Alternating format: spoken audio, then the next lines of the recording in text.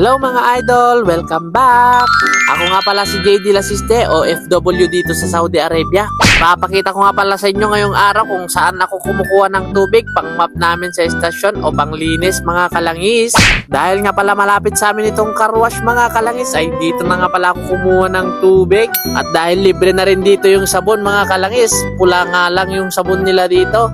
May naalala ka ba pag nakikita mo yung pula na yan? Yung tipong pag sumigaw na yung misis mo na, "Lakay ka kumatang ti whisper with wings."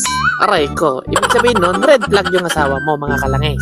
Charot, balik nga pala tayo sa aking misyon. Misyon nga pala naming maglinis ng istasyon. Kasi yung mga Arabo ngayon, ay napapanahon na mag-ipon, kaya walang customer ngayon. Aray ko. Balik nga pala tayo sa aking paglilinis. Naglilinis nga pala ako ngayon kasi gusto ko lang. Trip lang ba? Kung sinisipag nga lang naman. Kasi sa totoo lang, tamad talaga ako mga kalangis. What? Tulad nung nasa Pilipinas ako, dis na ako bumabangon, nag-aantay lang ako na makakain, hindi nagsasaing, pero gutumin. Joke lang, pamaniwala kayo. Sa totoo lang guys, masipag akong bata, masipag mag-utos sa mga kasama. Charot! Yan nga pala si Alvin, OFW rin dito sa Saudi. Kagaya ko nga rin siya, nag-abroad para may pangbakasyon. Yung tipong magpapagod ka sa abroad para lang may pangbakasyon ka. Kaya kayo mga idol, kung gusto nyong magbakasyon, mag-abroad din kayo. Mag-ipon kayo ng pangbakasyon. Huwag mong isipin yung ipon, ang importante, nakabakasyon ka. Charot, mag-ipon pa rin kayo.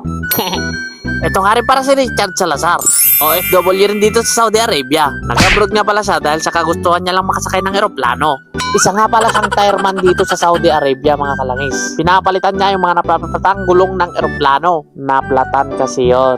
Nung matapos ko ang malinisan yung sahig mga kalangis ay dali-dali na nga akong pumunta sa isa kong kasama para bisitahin siya kung anong ginagawa niya. At ito nga yung dahilan kung bakit di ko nakakanta yung mga request nyo mga idol. Pero kahit na busy ako sa trabaho mga idol ay nagsisingit ko pa rin kayong pasahin at paligayahin dahil sa mga content kong pagkanta-kanta ng mga kalokohan mga idol.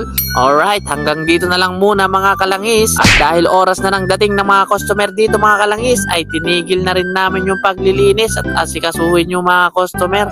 Kaya hanggang dito na lang muna mga kalangis. Hanggang sa muli. Salamat, syukran, agyaman, tiado.